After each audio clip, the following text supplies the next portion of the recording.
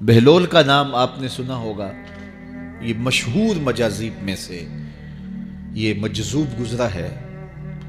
دریائے دجلہ کے کنارے اکثر گھومتا رہتا تھا اور اس کی ادائیں نرالی تھی۔ مجذوبوں کے رنگ اپنے ہوتے ہیں، سادیہ نزدیک رائے عاشقاں، خلق مجنو نندو مجنو آکل است۔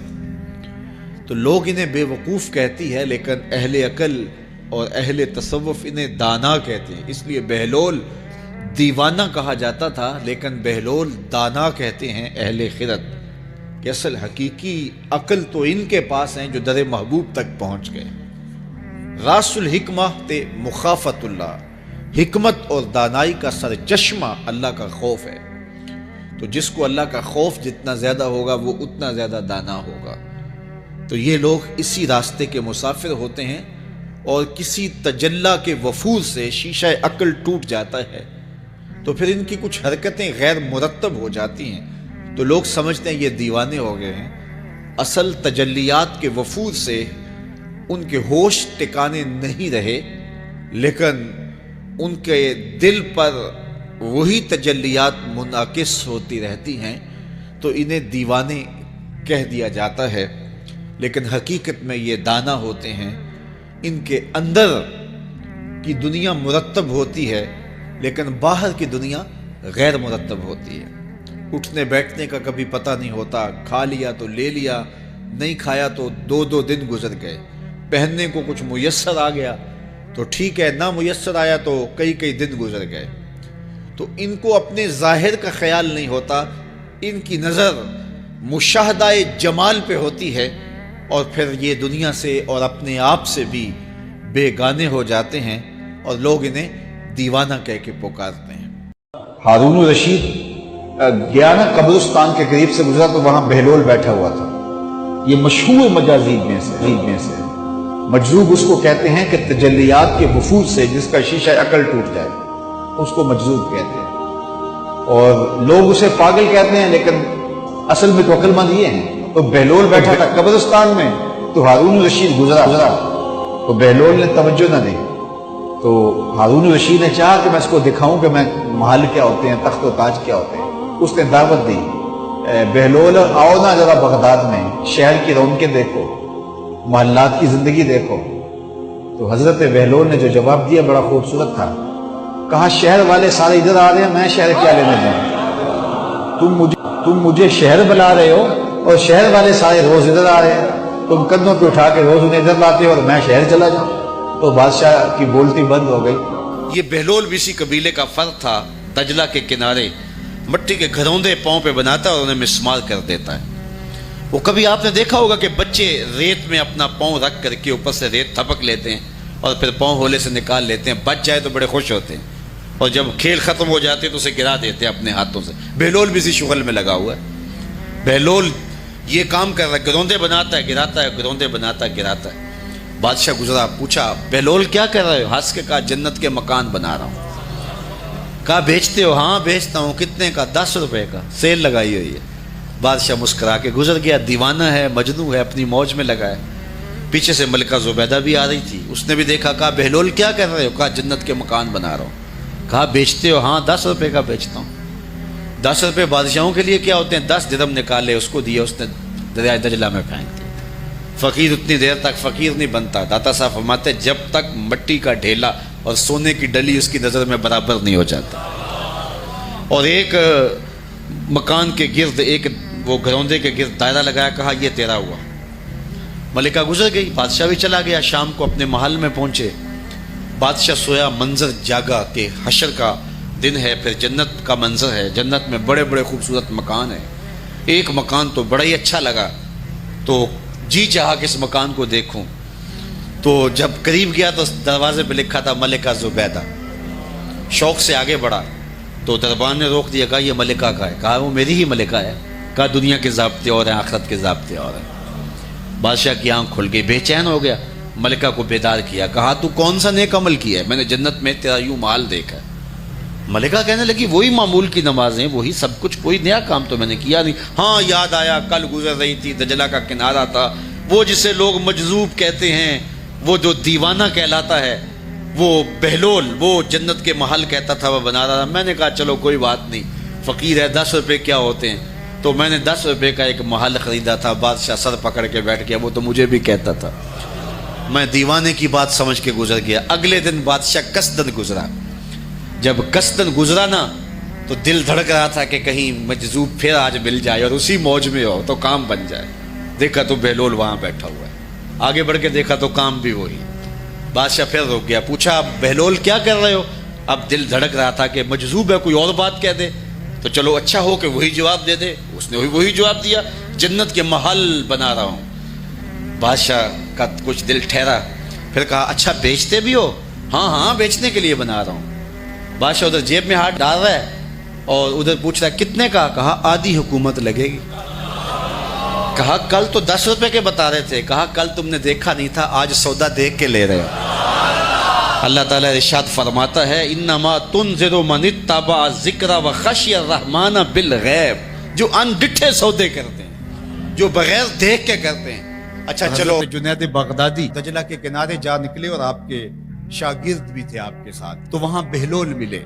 بہلول ایک مجذوب تھے, تو کہا کہ چلیے ان سے زیادہ بات کرتے ہیں. تو شاگردوں نے کہا یہ تو ایک دیوانہ شخص ہے اور آپ اس سے کیا ملیں گے؟ آپ اتنے پڑھے لکھے عالم اور اتنے بڑے فقیہ اور صوفی, اور ایک دیوانے شخص سے آپ ملیں گے؟ دنیا اس کو دیوانہ کہتی ہے, بہلول دیوانہ.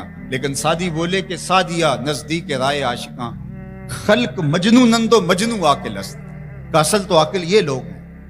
تو خیر حضرت جنید بغدادی گئے اور بہلول کو سلام کیا. کہا کہ آپ کون ہیں؟ تو کہا میں جنید بغدادی ہوں. تو کہا کیا کرتے ہو؟ کہا کہ میں پڑھنے پڑھانے کی ذمہ داریوں میں لگا ہوں. تو آپ نے فرمایا کہ کھانے کے آداب جانتے ہو؟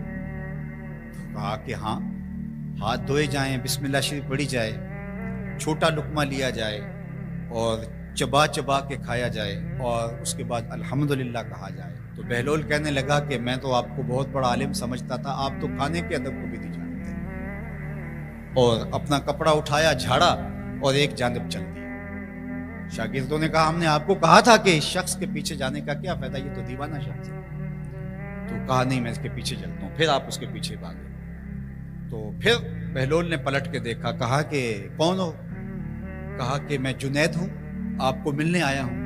تو آپ نے پھر ایک سوال کیا, گفتگو لمبی ہو جائے. تیسری مرتبہ بھی جب وہ اپنا دامن جھاڑ کے گزرے تو پھر آپ آگے بڑھے. انہوں نے پوچھا کون ہو؟ انہوں نے کہا کہ میں ایک عام سا شخص ہوں, تو آپ کے پاس جو ہے وہ سیکھنے آیا ہوں. تو کہا کہ میں نے تم سے پوچھا تھا کہ کھانے کے آداب کیا ہیں, تو تم نے یہ بتایا تھا. کہا جی میں نے تو یہی پڑھا ہے اور میں نے یہی بتایا ہے. تو کہا کھانے کا سب سے پہلا ادب یہ ہے کہ لقمہ حلال کا ہو. باقی لقمے چھوٹے چھوٹے توڑ کے کھائے یا چبا چبا کے کھائے یا جو ہے وہ پانی پہلے پیے یا بعد میں پیے, کہا یہ باتیں بات کی ہے. سب سے پہلا ادب کھانے کا یہ ہے کہ لقمہ طیب ہو, لقمہ طاہر ہو, لقمہ پاکیزہ ہو. اللہ اکبر. تو ہمارے رب نے ہمیں پاکیزہ رزق کھانے کی تلقین فرمائی ہے. تو میں دریائے دجلہ کے کنارے حضرت سری سختی کے مزار پہ حاضر ہوا تو حضرت جنید بغدادی اور حضرت شیخ شبلی کے مزار پہ, حضرت ذوالنون مصری کے مزار پہ اور دیگر مزار, یہ سارے دجلہ کے کنارے واقع ہیں. تو وہاں بچے کھیل رہے تھے. تو ہم نے ان بچوں سے پوچھا کہ یہاں کوئی اور مزار بھی ہے؟ تو انہوں نے اشارہ کر کے بتایا کہ آپ اس سمت جائیں تو آگے بہلول دانا کا مزار ہے. تو شوق تھا تو ہم وہاں گئے تو بہلول دانا کا مزار تھا, باہر لگا ہوا تھا بورڈ. تو شکستہ سا مزار تھا, ہم اندر داخل ہو گئے. تو میں نے بہلول دانا کی قبر دیکھی کہ اس کی قبر کے اوپر جو غلاف پڑا ہوا تھا وہ بھی آدھا تھا اور پھٹا ہوا تھا. میں نے کہا فقیروں کی جو علامتیں ہوتی ہیں وہ مرنے کے بعد بھی پائی جاتی ہیں.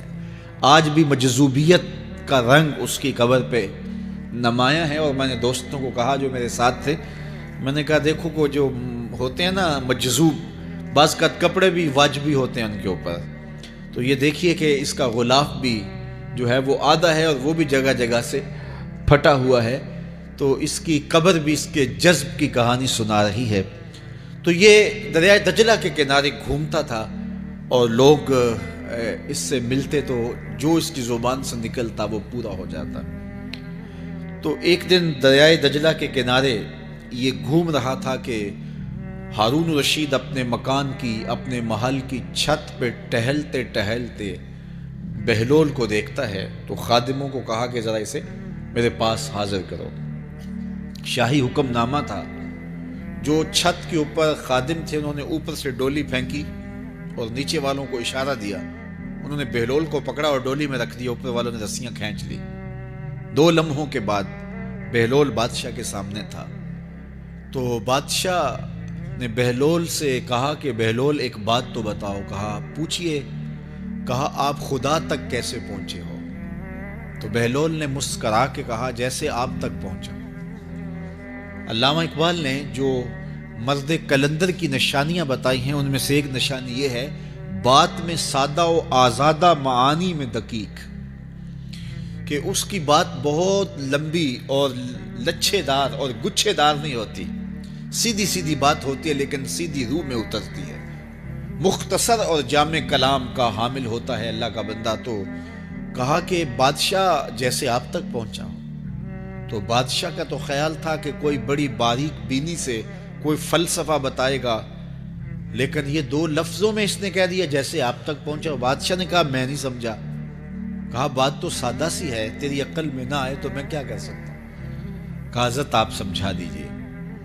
تو بہلول نے کہا کہ حضرت میں خود آنا چاہتا تو دیوان خانے میں جاتا، درخواست لکھ کے لے جاتا، پھر جمع ہوتی، پھر کئی واسطوں سے ہوتے ہوئے آپ تک پہنچتی، آپ پھر مجھے وقت دیتے ملاقات کا، 6 ماہ بعد، سال بعد۔ اس وقت پہ میں تیار ہو کے ملاقات کرنے آتا، آپ کے کوئی شاہی مہمان آ جاتے تو پھر ملاقات منسوخ ہو جاتی، پھر بھی آپ کی مرضی ملاقات ہوتی نہ ہوتی، میں چاہتا تو مہینے سال لگ جاتے، لیکن ملاقات پھر بھی آپ کی مرضی پہ، اور جب آپ نے چاہا ہے تو 2 گھڑیاں بھی نہیں لگی۔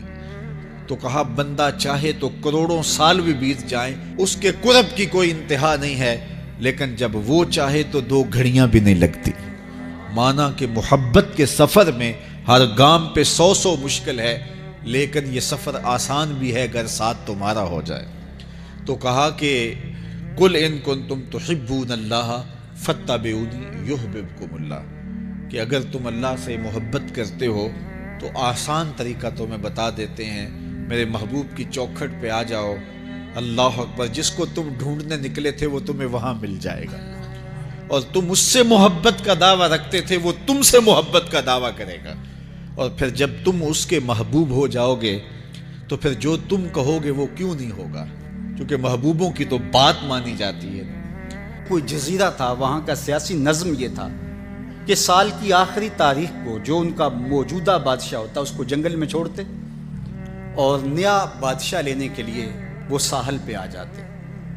جو پہلا شخص ساحل پہ اترتا اس کو اپنا حکمران مان لیتے، جو بھی حکمران بن جاتا وہ خوش ہو جاتا، حالانکہ اس کو بتا دیتے کہ 1 سال کے لیے تجھے منتخب کیا ہے، سال کی آخری تاریخ کو تخت سے اٹھائیں گے، باندھیں گے، جکڑیں گے، اور اسی جزیرے کے دوسرے کنارے ایک جنگل ہے جہاں خاردار جھاڑیاں اور موذی جانور ہیں، وہاں تجھے پھینک دیں گے۔ وہ بھول جاتا، کہتا دیکھی جائے گی، اور سال کی آخری تاریخ جب وہ رسیاں اور زنجیریں لے کے آتے تو وہ پریشان ہو جاتا کہ آنکھ جھپکنے میں سال گزر گیا، پتہ ہی نہیں چلا، پھر روتا ہوا چیختا ہوا اس جنگل میں جاتا اور لوگ اس کو چھوڑ کے آ جاتے اور درندوں کا رزق بن جاتا، اور جو بھی آتا اس نے کبھی انکار نہیں کیا تھا۔ پہلی بار ایسا ہوا کہ جس شخص کو انہوں نے ہار ڈالے، گارڈ آف آنر دیا، تعظیم تکریم دی، سیلوٹ کیا، اس نے کہا یہ سب کیا ہے؟ کہا کہ آج کے بعد تو ہمارا حکمران ہے۔ کہا میں تو امور سلطنت نہیں جانتا، میں تو تاجر آدمی، چیزیں بیچنے آیا ہوں۔ کہا کہ ہمارا اصول یہی ہے کہ سال کی پہلی تاریخ کو پہلا شخص جو جزیرے پہ قدم رکھتا ہے وہ ہمارا حکمران ہوتا ہے۔ اس نے کہا میں تو امور سلطنت کو نہیں جانتا، تو یہ کس طرح ذمہ داری قبول کر سکتا ہوں؟ انہوں نے کہا کہ تمہیں کرنا ہوگی، اس کے علاوہ کوئی راستہ نہیں ہے، ہمارا یہ قانون ہے، ضابطہ ہے، اور یہ بھی بتا دیں کہ سال کی آخری تاریخ کو تجھے اسی جنگل کے دوسرے کنارے چھوڑائیں گے جہاں موذی جانوروں کا رین بسیرا ہے۔ تو اس نے کہا اگر انجام اتنا دردناک اور خطرناک ہے پھر تو میں بالکل جانے کے لیے تیار نہیں ہوں۔ تو انہوں نے کہا تو چاہے نہ چاہے باندھ کے بھی تخت پہ بٹھانا پڑا، تمہیں بٹھائیں گے۔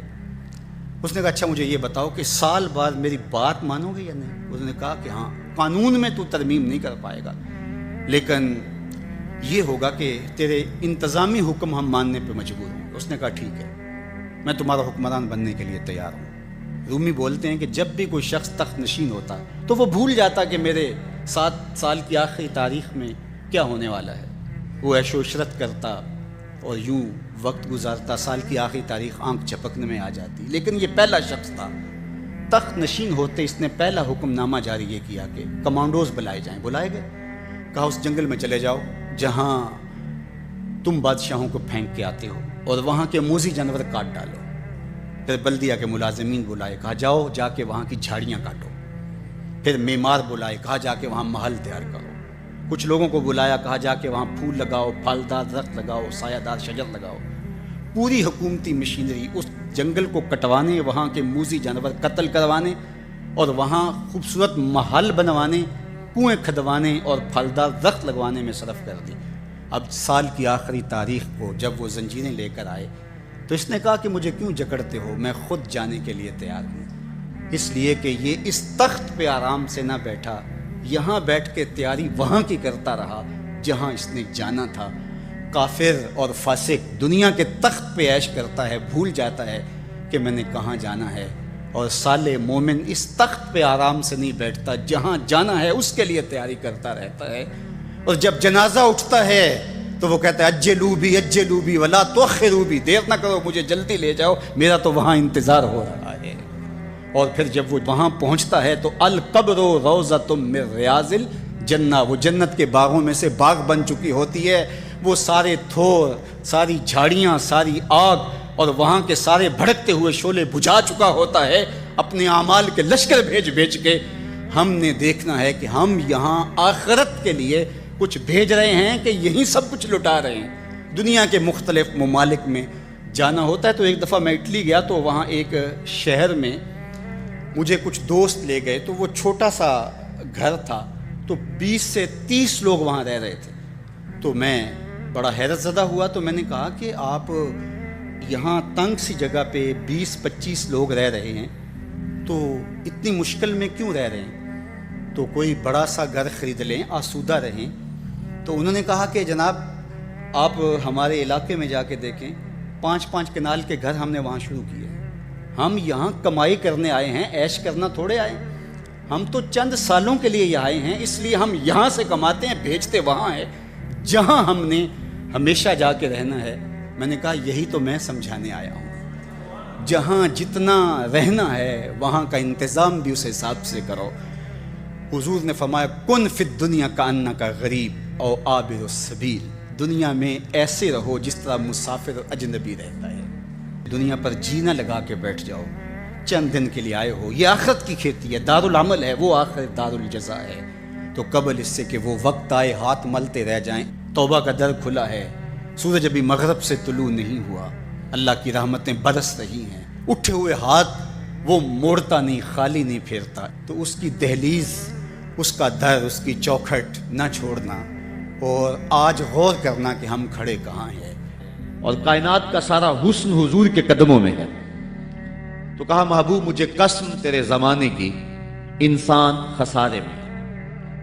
اب انسان تو خسارہ ماننے کو تیار نہیں ہے، وہ کہتا میں تو خسارے میں نہیں ہوں، میں تو ہواؤں کے دوش پہ اڑتا ہوں، میں تو کائنات کو نخچیر بنایا ہوا ہے، زمانہ میرا باج گزار ہے، ستاروں پہ کمندے میں ڈال چکا ہوں، میں اپنی زندگی کو آسائشوں سے بھر لیا ہوا ہے، کہاں وہ گھاس پھوس کے جھونپڑے اور کہاں عالی نصب کوٹھیاں، کہاں کھانے کے لیے نان شبینہ بھی میسر نہیں تھا، اور کہاں اتنے کھانے کہ انتخاب مشکل ہو جاتا ہے، کہاں پیوند لگے ہوئے کپڑے اور کہاں اتنے لباس ہیں کہ بدلنے کی باری نہیں آتی ہے۔ تو میں تو خسارے میں نہیں ہوں، میں تو ہواؤں کے دوش پہ اڑتا ہوں، میں تو سمندر کی تہوں میں اتر جاتا ہوں، میں تو پوری دنیا کو گلوبل ولیج بنا لیا ہوا ہے، میں تو کائنات کا سارا حسن کشید کر لیا ہے، میں تو خسارے میں نہیں ہوں۔ اللہ کہتا ہے محبوب مجھے قسم تیرے زمانے کی، یہ خسارے میں ہے، یہ خسارہ ماننے کو تیار نہیں، اور اللہ کہتا ہے محبوب مجھے تیرے زمانے کی قسم یہ خسارے میں۔ تو امام راضی فرماتے ہیں آپ فرماتے ہیں جو خسارہ ہے یہ انسانیت کا ہے. اگر یہ ہواؤں کے دوش پہ اڑتا ہے تو یہ انسان کا کمال نہیں ہے، یہ تو چڑیا بھی اڑتی ہے، یہ تو مکھی بھی اڑتی ہے. اگر یہ پانی میں تیرتا ہے تو یہ تو مچھلی بھی تیرتی ہے. اگر اس نے آسائشیں اور سہولتیں اپنے لیے تلاش کر لی ہیں تو وہ تو دوسری مخلوقات کو بھی حاصل ہے. تو انسان کا خسارہ ہے، انسان کا. یہ جو عروج جس کی یہ کہانی سنا رہے یہ حیوانیت کا عروج ہے.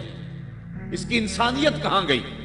ہواؤں کے دوش پہ تو اڑتا ہے لیکن من کی دنیا سے تو ناآشنا ہے. یہ ستاروں پہ کمندے تو ڈال رہا ہے، ہمسائے کی تو خبر نہیں سے. یہ دنیا کے اوپر بڑا باخبر شخص ہے لیکن اس سے جو ہے وہ اپنے من کی خبر بھی نہیں ہے. ہمارا نرم رو قاصد پیام زندگی لایا، خبر دیتی تھی جن کو بجلیاں وہ بے خبر نکلے. یہ تو من سے ناآشنا ہے. کہاں گئی اس کی انسانیت؟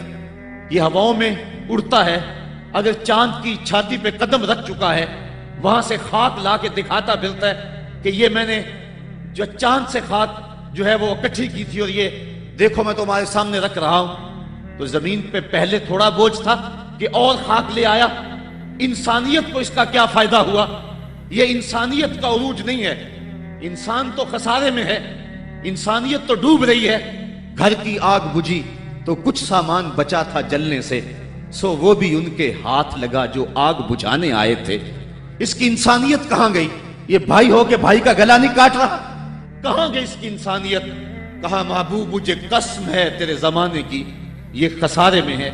اور قسم محبوب کے زمانے کی اس لیے فرمائی کہ محبوب کے زمانے میں انسان عروج پہ تھا، انسان نقطۂ کمال پہ تھا. اس دور کا انسان دیکھنا ہو تو ابو بکر و عمر کو دیکھو. تو کہا محبوب مجھے قسم تیرے زمانے کی یہ انسان خسارے میں. اگرچہ یہ ہواؤں کے دوش پہ اڑتا ہے لیکن اس کی انسانیت لٹ چکی ہے. اور اگر اس نے انسان دیکھنا ہے تو محبوب آئے تیرے دور میں. یہ تو بھائی بھائی کا گلا کاٹ رہے، خون سفید ہو گیا. ایکسیڈنٹ میں جو بچ جاتے ہیں وہ مرنے والوں کی گھڑیاں اتارتے ہیں. اس کی تو حالت انسانی جو ہے وہ برباد ہو چکی ہے. لیکن حسن دیکھنا ہے انسانیت کا تو آئے تیرے دور میں. جب ایک شخص زخموں سے چور تڑپ رہا ہے اور کہتا ہے العطش، ہائے مجھے پیاس لگی ہے. ایک بندہ کہیں سے پانی کا پیالہ لیے اس کی پیاس بجھانے کے لیے آگے بڑھتا ہے اور اس کو پانی دیتا ہے اور وہ بھی ہونٹوں تک لے آتا ہے کہ دوسری طرف سے آواز آتی ہے العطش. تو یہ پیالہ اسی وقت پیچھے کر دیتا ہے اور کہتا ہے میرے بھائی کو شاید زیادہ پیاس لگی ہے، پہلے اسے دے دو مجھے بعد میں دینا. اور یہ جب اس کے پاس جاتا ہے اور وہ پانی پینے لگتا ہے تو تیسری جگہ سے آواز آتی ہے. یہ اسے پانی دیتا ہے تو چوتھی جگہ سے آواز آتی ہے. حتیٰ کہ 7 اشخاص کے پاس پانی لے کے جاتا ہے اور ہر ایک آگے ترجیح دیتا ہے. اور جب وہ 7ویں شخص کے پاس پہنچتا ہے تو پہلے کے کرانے کی آواز بڑھ جاتی ہے. یہ کہتا ہے پیچھے بھاگ، پہلے اسے پانی دے. اور جب یہ پلٹ کے آتا ہے تو اس کی روح پرواز کر جاتی ہے. پھر دوسرے کے پاس جاتا ہے تو اس کی روح پرواز کر جاتی ہے. پانی کا ایک پیالہ اور 7 آدمی زندگی اور موت کی کشمکش میں، نزع کا عالم، اور ایک دوسرے کو ترجیح دے رہے ہیں. کہا یہ تھا حسن انسانیت کا. محبوب جو تیرے زمانے میں تھا، مجھے قسم تیرے زمانے کی یہ انسان خسارے میں ہے. اگر خسارے سے بچنا ہے تو دامن محمد کا تھامنا ہو. الا الذین آمنوا کا بیان اس پہ گواہی دے رہا ہے. تو یہ انسان کا خسارہ ہے، انسانیت کا خسارہ ہے. شیخ زادہ نے بیضاوی کے حاشیے میں ایک اور خسارے کا پہلو بیان کیا حضرت علی المرتضیٰ رضی اللہ تعالی عنہ سے. آپ فرماتے ہیں خسارہ یہ ہے، یہ انسان کی جو سانسیں ہیں، ہم لمحہ لمحہ سمجھتے ہیں کہ ہم بڑے ہو رہے ہیں لیکن ہم موت کے قریب ہو رہے ہیں. یہ سانسیں موت کی طرف بڑھنے والے قدم ہیں. تو یہ ہے انسان کا خسارہ جو اپنی سانسوں کے ذریعے کر رہا ہے. امام راضی لکھتے ہیں کہ ایک شخص پھٹے پہ رکھ کے برف بیچ رہا تھا اور ایک بزرگ کہتے ہیں کہ مجھے ان الانسان لفی خسر کا ترجمہ سمجھ میں نہیں آتا. جب اللہ کرم نوازی فرمانے لگے تو پھر ہدایت کے سامان اس کے لیے بنتے چلے جاتے ہیں. اور جب کسی کی بہتری کا اللہ ارادہ نہ کرے تو اسے قرآن سے بھی ہدایت نہیں ملتی. تو وہ کہتے ہیں میں گیا بازار میں، سمرقند کا بازار تھا، وہاں ایک آدمی پھٹے پہ رکھ کے برف بیچ رہا تھا اور آواز کیا لگا رہا تھا، توجہ چاہوں گا. کہہ رہا تھا ارحموا من یذوب راس مالہ، اور میرے پہ رحم کرو، مجھ سے برف لے لو۔ اگر تم نے برف خریدنے میں دیر کر دی تو میں کمائی کیا کرنی ہے؟ جو میں نے پیسے لگائے ہیں وہ بھی میرے لٹ جائیں گے، میرا راس المال بھی برباد ہو جائے گا، کیونکہ برف ایسا سودا ہے کہ اگر گاہک وقت پہ نہ پہنچے تو نقصان ہو جاتا ہے۔ کوئی اور چیز ہے، آج نہیں بکی تو کل بیچ لیں گے، کل نہیں تو پرسوں بیچ لیں گے، لیکن برف کا اگر گاہک وقت پہ نہ آیا تو کمائی کیا کرنی ہے؟ راس المال بھی لٹ جائے گا۔ تو وہ جانے والوں کو کہہ رہا تھا ارحمو من یذوب راس مالہ، اور میرے پہ رحم کرو، مجھ سے برف لے لو، اگر تم نے دیر کر دی تو میرا اثاثہ بھی لٹ جائے گا، میرا راس المال بھی برباد ہو جائے گا۔ تو وہ بزرگ فرماتے ہیں جب اس نے یہ بات کہی تو مجھے ان الانسان لفی خسر کا ترجمہ سمجھ میں آ گیا۔ میں نے کہا کہ ہم بھی اپنے سانسوں کی برف کو پگھلا رہے ہیں، اور قطرہ قطرہ جس طرح برف پگھلتی ہے، سانس سانس کر کے زندگی پگھل رہی ہے۔ اگر جلدی جلدی ان سانسوں کے بدلے میں نیکیاں لے لیتے ہیں تو یہ زندگی بچ جائے گی، ورنہ یہ زندگی برف کی طرح پگھل رہی ہے۔ ان الانسان لفی خسر، انسان خسارے کا سودا کر رہا ہے، لمحہ لمحہ موت کے قریب ہو رہا ہے۔ یہ سمجھ رہا ہے میں بڑا ہو رہا ہوں، لیکن یہ چھوٹا ہو رہا ہے۔ جب گنتی الٹی شروع ہو جائے تو کام جلدی زیرو پر آ جاتا ہے، کسی کی 60 سے، کسی کی 70 سے، کسی کی 100 سے گنتی الٹی شروع ہے، اور لمحہ لمحہ ہم موت کی طرف بڑھ رہے ہیں۔ یہ انسانیت کا خسارہ ہے۔ ایک مفسر ہوا تبا تبائی، ہے تو ویسے ڈاماڈول، لیکن بات بڑی پتے کی لکھ گیا۔ وہ کہتا ہے خسارے کا ایک اور پہلو بھی ہے، اور اس پہ میں آپ کی تھوڑی سی توجہ بھی چاہوں گا۔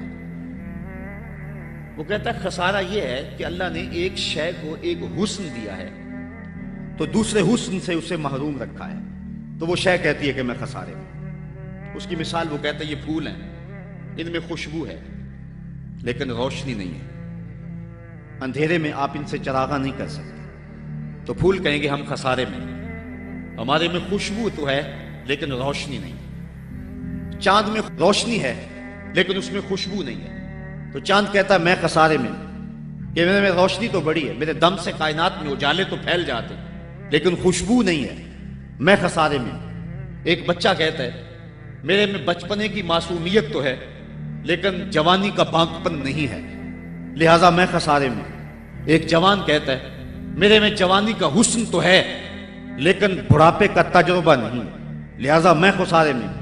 اور ایک بوڑھا کہتا ہے کہ میرے میں بڑھاپے کا تجربہ تو ہے لیکن اب بچپنے کی وہ معصومیت کا، وہ کاغذ کی کشتی، وہ بارش کا پانی۔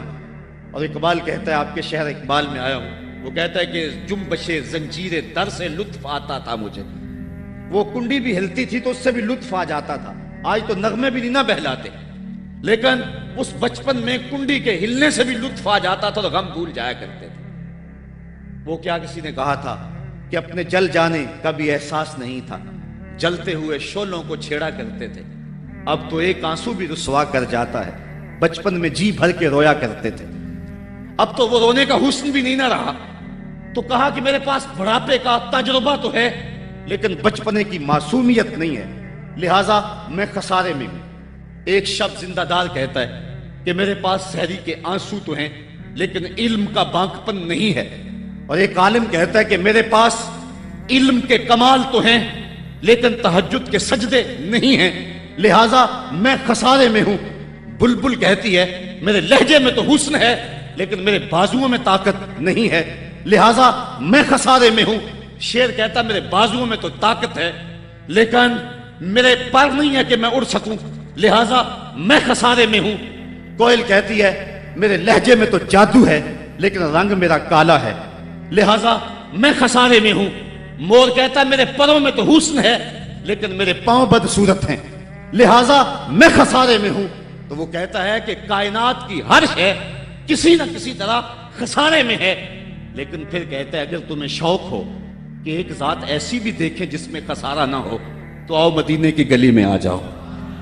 حسن کی ساری شوخیاں، جمال کے سارے کریمے اور حسن کا سارا بانکپن اگر ایک ذات میں دیکھنے کا شوق آ جائے، حسن یوسف دم عیسیٰ ید بیضا داری، ہما دارند آنچے پھوپاں تو تنہا داری۔ کائنات حسن جب پھیلی تو لا محدود تھی اور جب سمٹی تو تیرا نام بن کے رہ گیا۔ اگر یہ شوق ہو کہ کائنات کے سارے حسن ایک پیکر میں دیکھیں تو کہا اس کے لیے میں نے ایک محمد ہی بنا دیا ہے۔ سارے حسن ایک پیکر میں آپ کو ملیں گے، سارے کمال اور سارے جمال اور سارے عروج اور ساری عزتیں اور سارے مراتب آپ کو ایک ذات میں جمع ملیں گے، اور محمد ہوتا ہی وہ ہے جو مجمع کمالات ہو۔ تو کہا کہ یہ ہے ایک خسارے کا پہلو، اور کائنات میں ایک ہی شخص ہے جو خسارے سے بچا ہوا ہے۔ اب جو اس ذات سے وابستہ ہوگا وہ بھی خسارے سے بچ جائے گا۔ الا الذین آمنوا، جس کے ہاتھ میں یہ دامن ہو وہ خسارے سے بچ جائے گا، ورنہ خسارے سے کوئی بچ نہیں سکتا۔ نہ دولت بچا سکتی ہے، نہ اقتدار کی بچھی ہوئی مسندیں خسارے سے بچا سکتی ہیں، نہ کوئی اور انسان کو دنیاوی کمال خسارے سے بچا سکتا ہے۔ اگر خسارے سے بچنا ہے تو ہاتھوں میں دامن مصطفیٰ لینا ہوگا۔ وہ کبھی آپ نے دیکھا ہوگا، اب تو وہ دور بدل گیا ہے، وہ چکی ہوتی تھی جس میں وہ گندم پیستے ہیں، مختلف چیزیں، تو اس کے دو پتھر ہوتے ہیں، ایک نیچے والا ساکن، اوپر والا متحرک، تو درمیان میں اس کے ایک کلی ہوتی ہے جس کے ارد گرد اس کو گھماتے ہیں، تو وہ جو دانے ہیں وہ درمیان خالی جگہ میں ڈالتے ہیں، اس کو گالا کہتے ہیں، اس میں ڈالتے ہیں اور پھر اس چکی کو گھماتے ہیں، تو جو دانے اس مرکز سے، اس کلی سے ہٹ جاتے ہیں وہ پس جاتے ہیں، اور جو اس کلی سے لگ کے رہتے ہیں وہ بچ جاتے ہیں۔ کہا محبوب مجھے قسم تیرے زمانے کی، انسان خسارے میں ہے، الا الذین آمنوا، بچے گا وہ جو تیرے دامن سے لپٹ جائے گا۔ اور یہ میں مفہوم ایمان کا جو آپ کے سامنے دامن مصطفیٰ سے تمسک اختیار کرنا، یہ میری جذباتیت کا کمال نہیں، حقیقت ہی ہے۔ علامہ سعد الدین تفتازانی علیہ رحمہ شرح قائد میں لکھتے ہیں کہ ایمان ہے کیا؟ آپ فرماتے ہیں الایمان ہی التصدیق بما جاء بہ النبی صلی اللہ علیہ وسلم، حضور کے علاوہ ایمان ہو ہی نہیں سکتا ہے، یہ ممکن ہی نہیں ہے۔ اور یہ بات بھی ذہن میں بٹھا لیں کہ حضور سے ذہنی تعلق کا نام ایمان نہیں ہے، حضور سے قلبی تعلق کا نام ایمان ہے، اور یہ میرے مسلک کی پہچان ہے۔ صرف ذہنی تعلق کا نام ایمان نہیں ہے، قلبی تعلق کا نام ایمان ہے۔ اس کو مزید سہل کروں تو حضور کو نبی جاننے کا نام ایمان نہیں ہے، نبی ماننے کا نام ایمان ہے۔ ورنہ کتنے لوگ تھے جانتے تھے لیکن ایمان نہ لائے۔ الذین آتیناہم الکتاب یعرفونہ کما یعرفون ابناءہم، جن کو ہم نے کتاب دی وہ ایسے جانتے تھے جس طرح بیٹوں کو جانا کرتے، لیکن اس کے باوجود ایمان نصیب نہیں ہوا۔ ایمان جاننے کا نام نہیں ہے، ایمان ماننے کا نام ہے۔ پھول کو بلبل جانتی نہیں، مانتی ہے۔ اگر مانتی نہ ہوتی تو پھول کے گرد رقص بسمل کے تماشے نہ کرتی۔ شمع کو جانتے سارے ہیں لیکن مانتا صرف پروانہ ہے۔ تو ایمان جاننے کا نام نہیں ہے، ایمان ماننے کا نام ہے۔